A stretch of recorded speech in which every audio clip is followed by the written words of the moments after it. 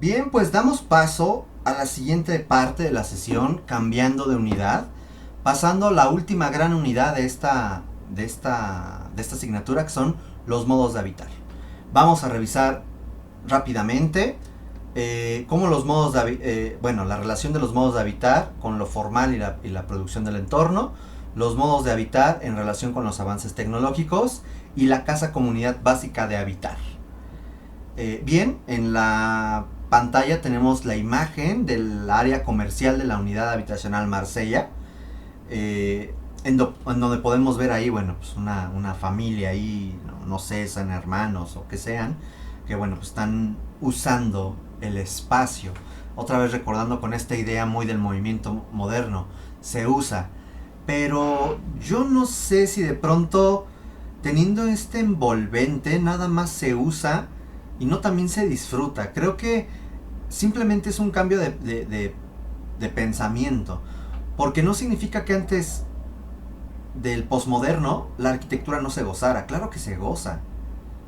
Pero lo importante aquí era la estandarización conforme a la antropometría y un esquema de un modelo de un hombre universal. Así lo decía el movimiento moderno. Ahora hablamos del ser que goza las atmósferas, o sea, la espacialidad.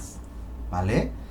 Los objetivos de esta temática son describir las relaciones entre el habitar y la configuración del hábitat, reconocer la expresión formal de diferentes modos de habitar y analizar el concepto de habitar en función de la cultura que lo produce.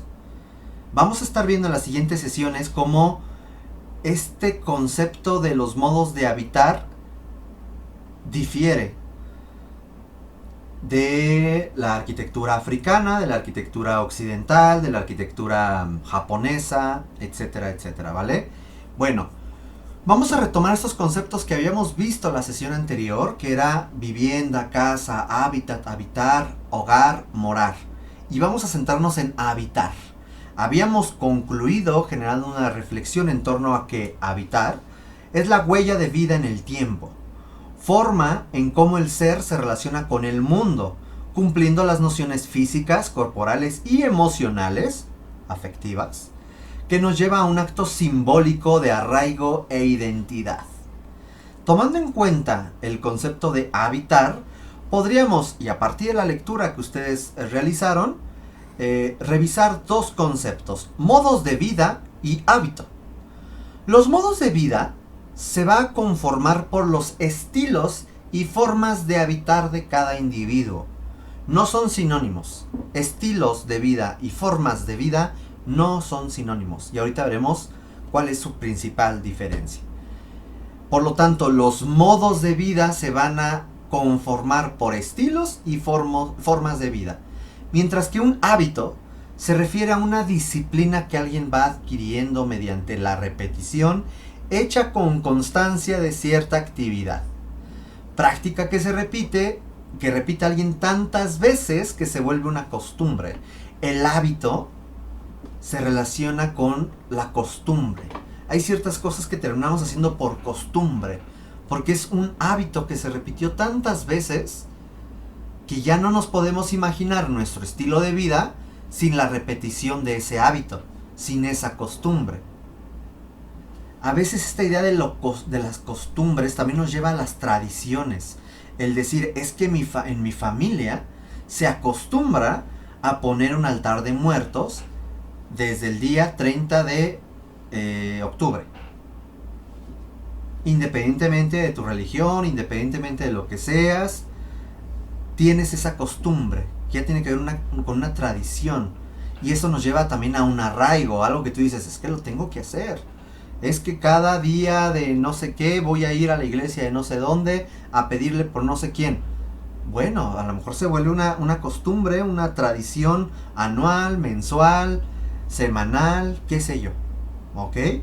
Como todos los días 28 de los meses sabemos que tiene una importancia la celebración de San Judas, siendo el 28 de octubre, me parece, la fiesta como oficial.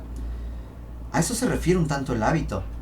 Por ahí, Joaquín Arnaud Amo, que tiene que ver mucho con la lectura que estuvimos, me parece que esta vez no puse esta lectura, ya ni me acuerdo, pero bueno, nos habla sobre el hábito y sus diferentes posibilidades. nos dice que la primera consecuencia del propósito de habitar no es la habitación, sino el hábito. No confundamos el habitar con habitación, como si fueran sinónimos o como si fueran la primera instancia. Es el hábito. El habitar crea hábitos y los hábitos constituyen un principio de habitación, o sea, de espacio. El habitat crea hábitos y los hábitos constituyen un principio espacial. Habitar es habituarse. Hábito y habitación juegan así un juego dialéctico. Hay una relación entre las costumbres y cómo éstas generan una dinámica espacial. La diversidad de sentidos del hábito ilustra su concepto. ¿Cuáles son esta diversidad de sentidos? Joaquín Arnaud Amo nos dice que hay 3 tipos de hábito. Un hábito como vestido, un hábito como comportamiento y un hábito como habilidad técnica para el saber hacer. Entonces, no olvidemos esto. Nos está diciendo que la primera consecuencia del habitar no es la habitación. Nos está diciendo que el habitar crea hábitos. Los hábitos crean costumbres. Por lo tanto, los hábitos constituyen el principio básico de habitación, el principio básico de espacialidad. Las costumbres, las repeticiones, los ritos, las tradiciones individuales, familiares, colectivas. Evidentemente el tiempo es una determinante muy importante en este hábito, que va a influir en la moda, que va a influir en la tecnología, y eso lo vamos a ir abordando poco a poco. Si hablamos del hábito como vestido, Joaquín Arnaud Amo nos dice: como vestido que es, el hábito envuelve el cuerpo y lo atempera, algo que se predica a sí mismo de la habitación, envolvente y temperante, con la diferencia de que ésta rodea el yo y la circunstancia. Tiene que ver mucho con los conceptos que habíamos visto anteriormente, de Walter Benjamin, por ejemplo, de Ivan Illich, que de pronto nos está hablando de una funda, de un envolvente, de un abrigo, de una protección, de esta idea de nuestra primera guarida, nuestra madriguera, este espacio que nos da protección, el remanente de la hoguera, el hogar. Entonces hay que entender el hábito como un vestido, aquello que utilizamos como una protección, como un punto de protección, de reunión, de calidez. También existe el hábito como comportamiento. Nos dice: un modo de comportamiento, una pauta de conducta. Y es esa vida pautada, habitual, a la que responde con sus recintos varios y bien aderezados la habitación humana. A ver, entonces ya platicamos que este espacio primero va a atender las necesidades básicas de protección del ser. Es eso, un vestido, una guarida, una funda. Ahora, ¿cómo este espacio se va modificando a partir de los hábitos que se van teniendo? Hay buenos y malos hábitos. Ahí estamos viendo en la pantalla un hábito que era muy común anteriormente y quizás hoy en día sigue, y quizás ya ahora con el streaming es similar, ¿no? Que nos reunimos a ver una serie. Antes tener una televisión era cosa de ricos. Hoy ya prácticamente todas y todos tenemos una televisión por habitación y con extensión de televisión por paga. Y ahora, curiosamente, antes nos quejamos de la televisión abierta, que tenía canales muy definidos. Ahora ya rentamos los canales, ¿no? Disney, HBO, Fox, etc. Ahora parece que los rentamos por aparte, además de la televisión de paga. En fin, necesidades creadas, globalización, capitalismo, neoliberalismo, en fin. Pero esta práctica de reunirse toda la familia en torno a la televisión era un esquema muy norteamericano que sirvió como un modelo para que la gente quisiera hacer eso.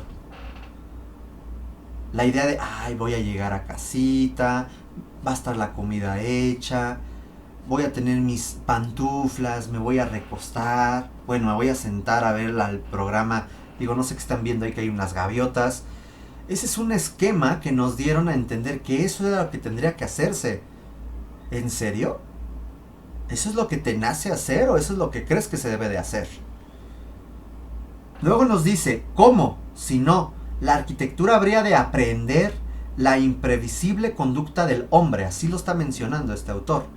Si ella no obedeciera a un abanico de hábitos estables, puede haber habitaciones, porque hay hábitos de estudio, de reposo, de aseo, de restauración, de trabajo, de convivencia. Estos hábitos son las costumbres que los romanos antiguos llamaban mores, morar. Todo edificio es costumbrista. El que habita mora, y el que mora tiene moral. Órale, a ver, ¿a qué se está refiriendo con todo esto? La ya muy comentada dinámica espacial, en donde el espacio es el contenedor de las actividades que satisfacen las necesidades del ser. Ok. Por lo tanto, nos está diciendo esta lectura de Joaquín Arnaud Amo que estas actividades son pautas repetidas de comportamientos y de actividades que al repetirse varias veces forman un hábito, bueno o malo, pero es un hábito. Por lo tanto, los hábitos dan pie a costumbres. Y hay habitaciones para comer, habitaciones para la limpieza, habitaciones para todo tipo de costumbres. Bajo esta concepción, los modos de habitar tienen que ver con costumbres y la arquitectura responde a estas costumbres. Entonces, es una forma interesante de entender. No nada más el hábito como vestido, sino también el hábito como un comportamiento. Comportamiento que va moldeando el mismo esquema espacial. Y finalmente el hábito como habilidad técnica para el saber hacer. ¿A qué se refiere eso que está muy feo ese nombre? No sé por qué le puso un nombre tan feo. El hábito es facilidad que se adquiere por larga y constante práctica de un mismo ejercicio. Porque se va practicando, se va practicando, se va practicando hasta que sale de pronto hasta de forma automática. La arquitectura no es solo disposición, sino que crea disponibilidad. Parece que el hábito obliga y ata, ¿sí? Pareciera que la arquitectura tiene que responder solamente a esto, a esa costumbre que se está realizando. Sin embargo, libera y desata en realidad. La arquitectura, en tanto que es arte, es un hábito. ¿A qué se está refiriendo esto? O al menos así lo estoy entendiendo yo. El hábito también puede cambiar, porque como se va repitiendo muchas veces un hábito, perdón, el habitar puede cambiar. Como se va repitiendo varias veces el hábito, llega el momento en que se vuelve automático o que de pronto también decimos, esto se va a cambiar. Y el espacio debe de dar sentido, debe dar cabida a esa modificación. Dante hace suya la idea de que el arte es un hábito del espíritu, semejante a, pero independiente de, los hábitos corporales que se atribuye al artífice. Aquí es muy importante señalar que hay que entender que las costumbres y los hábitos no van a ser iguales para todas y para todos. Habrá quien tiene el hábito de cepillarse los dientes 3 veces al día, como lo recomiendan los odontólogos, como comercial. O hay quien lo hace una vez al día. ¿Está bien o está mal? No lo sabemos. Habrá quien come 3 veces al día. Habrá quien come una vez al día. Y hay quien hace las 5 comidas al día, como lo recomiendan los nutriólogos. Habrá quien, y ahí pongo ese meme, ¿no? Cuando te invitan a una casa a comer y empiezan a rezar. En mi familia nunca se acostumbró, hablando de costumbres, a rezar en el alimento, antes o después del alimento, ¿no? Pero hay familias en donde sí. Y no sé qué pasa, que cuando tú llegas y tú dices, ¿qué hago? ¿Qué hago? No sé qué actuar, qué hago aquí. Pues, nomás me quedo viendo mi plato, es como diciendo, híjole, ya me lo quiero comer, ¿no? Hay que entender que los modos van a ser muy diferentes de una familia a otra, de una persona a otra. Ahí cuando de pronto dos personas van a ser pareja, ahí es donde comienzan a ver sus diferentes estilos y formas de vida. Entonces, los modos de habitar los podemos entender por los estilos y las formas de vida, en donde los estilos se van a referir a cómo vive una persona. Pero son elecciones personales. Necesidades y actividades personales, o sea, tus hábitos, tus costumbres, tus valores y tus juicios, actitudes y posturas ante el mundo y la sociedad, tu identidad. Que eres adorador de la Santa Muerte y vas a poner una Santa Muerte ahí, está bien, es tu estilo de vida, es tu creencia, es tu hábito, eres tú.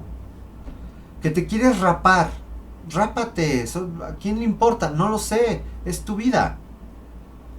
Que quiero usar el día de mañana una falda, úsala. Son cosas, son elecciones personales, son estilos de vida. Y esto nos lleva mucho a las subculturas, o esta imagen social de que eres darketo, punketo, hipster, que de pronto se vuelven más una moda, que ahorita platico más de ello, que realmente una ideología, una forma de pensar. Dicen por ahí que si tú eres darketo, te sientes gótico, no tienes que vestirte como un darketo o como un gótico. Son cosas que están en tu interior. Las cosas que lees, las cosas que habitúas a consultar, a leer, a escuchar. No lo sé. Ya vimos que también está el hábito como vestido. Hay hábitos de comportamiento. Pueden coincidir o no pueden coincidir. En fin.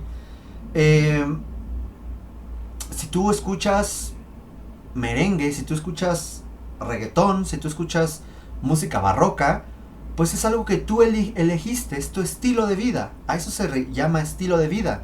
Si tu estilo de vida es comer sano, qué bueno. No debes de imponérselos a otras personas. Si tu estilo de vida es comer hamburguesas y hot dogs todos los días, está bien, es tu estilo de vida. El estilo de vida puede ser muy sano, muy insano. A lo mejor te paras a las 5 de la mañana todos los días a correr. Qué bueno, es tu estilo de vida. Ahora, una forma de vida va de la mano con el estilo de vida, pero no es lo mismo. La forma de vida se refiere a los determinantes externos y grupos sociales. O sea, son cosas que están en tu entorno y que te orillan a ciertas cosas y que van moldeando tus metas, tus sueños, tus deseos, a partir del tiempo, el espacio, la cultura, esas determinantes que ya habíamos platicado. Las modas, el consumismo, el occidentalismo, la religión, el pensamiento, son cosas que van a moldear nuestras formas de vida. ¿Quieres ser astronauta? Sí, pero a lo mejor naciste en un lugar donde la infraestructura y el equipamiento dificultan mucho tu educación. ¿Y significa que jamás vas a ser arquitecto o arquitecta, astronauta o astronauta? Pues no necesariamente, pero te va a costar mucho trabajo y seguramente necesitarás el apoyo de un benefactor, de una benefactora, de una beca, etcétera, para poder llegar a esos sueños. ¿Sí se va entendiendo esto? Quiero ser futbolista. Pues son deseos, son sueños. Hay que ver si de pronto el entorno, puedes tener una vida, un estilo de vida muy saludable, muy deportista, etcétera, pero a lo mejor la forma de vida cultural, económica, social, lo dificulta mucho. Por ahí mencioné las modas. Las modas son necesidades muchas veces creadas por el consumismo. Que si bien es un factor externo, pueden influir en el estilo de vida. De pronto hay algo que se vuelve moda, se vuelve tendencia, se vuelve viral. Modifica también tu estilo de vida. Eso hay que entenderlo. Los estilos de vida pueden ser modificados por las formas de vida, pero no al revés. Un estilo de vida difícilmente puede modificar una forma de vida, porque eso es algo que no está en tus manos muchas veces. Tú podrías decir, no voy a caer yo en el consumismo y finalmente vas a terminar en el consumismo. El celular, la televisión, todo te va a llevar a consumir. Aquí tenemos una pregunta. El diseño del hábitat, entendiendo como el hábitat como la materialización, ¿puede o debe modificar las formas y estilos de vida? No. Si tú eres un arquitecto y un arquitecto que dice que va a diseñar un espacio en donde le diga a la gente el cómo debe de vivir, eso es lo peor que se puede hacer. Ya lo dijo también Mónica Arsos. Las arquitectas y los arquitectos deben de entender cómo la gente vive, cómo la gente habita, y no al revés. Por lo tanto, el espacio debe ser flexible para que estas personas lleguen y ajusten a sus estilos de vida. Pero no ajustar sus estilos de vida a la casa. Eso estaría mal. ¿Sí se va entendiendo esto? Luego, ¿qué factores o qué cosas son muy diferentes? Simplemente la familia. Ya la familia tradicional ya no existe, o bueno, sí, pero es muy pequeña. Sin lugar a dudas, si sumamos el esquema de papá, mamá y niños con un 25%, esta es una gráfica INEGI de ese, no sé cuántos años ni me acuerdo. Papá, mamá y jóvenes 14.6%, bueno, pues está llevando, vean, pues prácticamente un tercio. Pero hay más. Hay otros tipos de familias. Desde los roomies, desde papás o mamás solteros, parejas del mismo sexo, el nido vacío, que es cuando ya los hijos se fueron, nada más quedan papá y mamá, una pareja joven sin hijos, y eso está teniendo hoy en día mucho crecimiento. Ahora tienen perrijos, gatijos y plantas.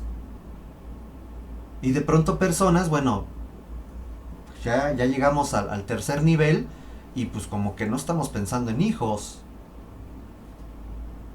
Entonces, también son de esas formas de vida que evidentemente se relaciona con los estilos de vida y que los espacios arquitectónicos deben de atender a ello. Le Corbusier, en esta famosa construcción que es la Unidad Habitacional Marsella, nos dice que es necesario adecuar la arquitectura a las formas de vida contemporáneas de los seres, de cada tiempo histórico y de cada lugar de la Tierra. Ahora se requiere una espacialidad, atmósfera, que caracterizará su forma de habitarla, y el semblante de aquella arquitectura clásica no puede guiar los principios formales de una nueva arquitectura. Esto lo dijo hace 70 años, pero sigue siendo muy vigente. Aquí vemos la Unidad Habitacional Marsella, que tiene la característica de tener un pasillo central, en el cual se conecta con dos habitaciones. Vean cómo ambas habitaciones tienen una doble altura, ventilación e iluminación lateral, pero una tiene una forma de C y la otra es invertida. Es una propuesta muy ingeniosa en un edificio que además sigue los principios, los 5 puntos para una nueva arquitectura de Le Corbusier: la quinta fachada, ventanas alargadas, los pilots, etcétera, etcétera, etcétera. Y podemos ver justamente estos espacios. Son espacios pequeños, sí, pero vean cómo hay ciertos delimitantes virtuales o delimitantes físicos con los muebles, pero que se pueden adecuar a tus necesidades, a tus estilos de vida. Quiero cambiarle el color blanco, cámbiaselo, pues es tu casa, puede ser lo que tú quieras. Yo ya te di los elementos básicos para que tú puedas adecuar a tu gusto y a tus necesidades la casa. Eso es algo muy importante, que entendamos cómo todo esto es un espacio lo suficientemente flexible para que la gente la adecue a sus necesidades. Y esta Unidad Habitacional Marsella tiene esa característica. Cada uno de los diferentes pisos está considerando diferentes tipos de viviendas, diferentes tipos de locales. Desde la habitación tipo hotel, que es todo lo amarillo, la habitación de hotel tipo apartamento de soltero, que son las azules que están aquí, apartamento para parejas sin hijos o con un hijo, las verdes, apartamento para familias con 2 hijos y apartamento para familia con 2 a 4 hijos. Vean cómo fue atendiendo espacios para diferentes tipos de formas y estilos de vida. Y además todo lo que está en color gris era el área comercial. Era un lugar en donde además tenía en medio, al interior, comercio para ellas y para ellos. Eso se vuelve algo muy interesante. Nuevamente, estas determinantes culturales van a ser muy importantes y es lo que veremos las siguientes sesiones. Vamos a ver cómo la cultura de cada país, de cada región, de cada hemisferio, va a ser muy diferente entre sí y evidentemente esto va a impactar a su arquitectura. No nada más hablemos de color, de raza, de género, no, va más allá. Y cómo las tradiciones, las costumbres, el medio cultural, social, económico, político, geográfico, espacial, etcétera, va a influir en la arquitectura. No es lo mismo el cómo se habita en Siberia, a cómo se habita en el Sahara, a cómo se habita en el Caribe. Son tres medios totalmente diferentes que evidentemente influyen en tres concepciones muy diferentes del habitar. La forma de vestir, la forma de hablar, la religión, la política, el Estado, también va a influir en cómo entender la arquitectura.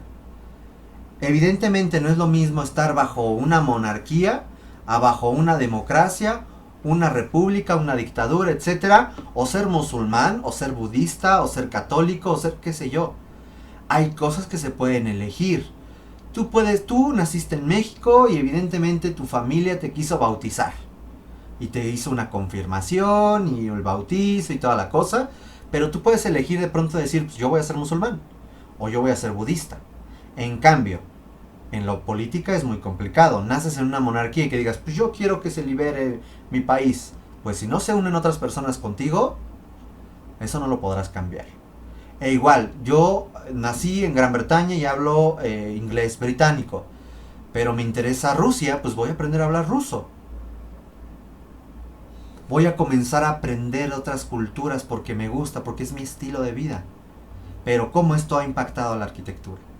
¿Cómo el simple esquema de la libertad personal o de la libertad económica, del esquema político, centro, izquierda, derecha, el totalitarismo, el neoliberalismo, etcétera, pues también va gestando modificaciones en el entendimiento y en el desarrollo de la arquitectura, del estilo de vida y de las formas de vida? El occidentalismo quizás es uno de los elementos más importantes que tenemos que entender. Nosotras y nosotros como mexicanas y mexicanos somos parte de lo que se considera como el occidente. ¿Qué es el occidente? Por ahí dicen que son los Estados Unidos y sus huestes, ¿no? Y sus amigos o compinches europeos. Yo creo que no es tan así. Aquí yo me di la libertad de hacer como 6 puntos específicos para ir entendiendo esta consolidación del occidentalismo. Número 1, la antigüedad. Grecia y Roma dan las bases del occidentalismo. Grecia y Roma son la base del occidentalismo. El medievo, con Italia, Francia, el Sacro Imperio Romano Germánico y Gran Bretaña, mediante el cristianismo, hablando como un pensamiento, comienza a consolidarse y a desarrollarse todo este proceso europeo occidental, centro-occidente, delimitándose o diferenciándose mucho de la Europa oriental y de Rusia, que era el Imperio Bizantino, para que en el siglo XIV y siglo XVIII Italia, España, Francia, Gran Bretaña y Portugal, mediante el pensamiento del humanismo, el renacimiento y el colonialismo, con la gran cantidad de descubrimientos que se empiezan a dar en esos siglos, hablamos de que estos esquemas culturales, patrones económicos, hábitos, etcétera, se van a llevar a América. América, que era una tierra no solitaria, evidentemente ahí había otra cultura o culturas que se destruyeron para implantar un esquema muy europeo o occidental, ¿vale? Hablamos de una cuarta etapa con el siglo XVIII a principios del siglo XX, en donde Francia, Gran Bretaña, Estados Unidos y Alemania, mediante la Ilustración, la Revolución Industrial y el imperialismo, comienzan a generar un gran apogeo del desarrollo pues de América y de Europa. Vamos a recordar que desde en esta época se independiza Estados Unidos y pues se va a encontrar, va a ser un referente muy importante en América, Y vamos a encontrar ya para la etapa 5 que Estados Unidos, Alemania, Japón, Rusia, Gran Bretaña, Francia, mediante las guerras mundiales, la Guerra Fría, el comunismo y el capitalismo, se separa en dos bloques todo el mundo: occidentales, el primer mundo, y el segundo mundo, que era China, que era Rusia, bueno, la URSS, etcétera. Pero ya hoy en día, lo que yo llamo la sexta etapa, finales del siglo XX y principios del siglo XXI, el liberalismo y la globalización y el consumismo ha diluido las fronteras.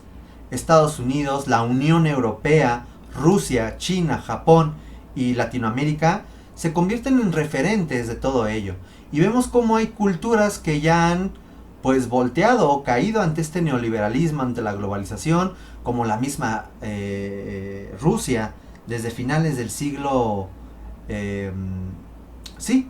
finales de los 80s, con la perestroika, que comenzó a occidentalizarse Rusia, y eso daría pie a la caída de la URSS. Y vemos cómo lugares como Sudáfrica, China, Corea, Japón, la India, los Emiratos Árabes Unidos, donde se encuentra Dubái, o lugares como Israel, tienen un desarrollo tan característico que ya estamos hablando de que están occidentalizándose. No porque sean parte de Occidente, sino porque están siguiendo ya las pautas neoliberales y de la globalización y el consumismo. Aunque nuestra cuarta T diga que eso ya murió, pues a nivel mundial no lo sé, ¿vale? La tecnología ha ido cambiando, ya por tiempo voy a ir acortando. Simplemente no pensábamos. Yo cuando tenía 15 años, 14, no, como 13 años fue cuando toqué por primera vez una computadora. Hoy en día ya los niños empiezan, y las niñas, con sus tablets, que yo sigo sin encontrarle sentido a las tablets, como al Twitter, no sé cómo para qué sirven, pero bueno, ahí están. Cómo ha cambiado la tecnología y cómo esto ha impactado a la arquitectura.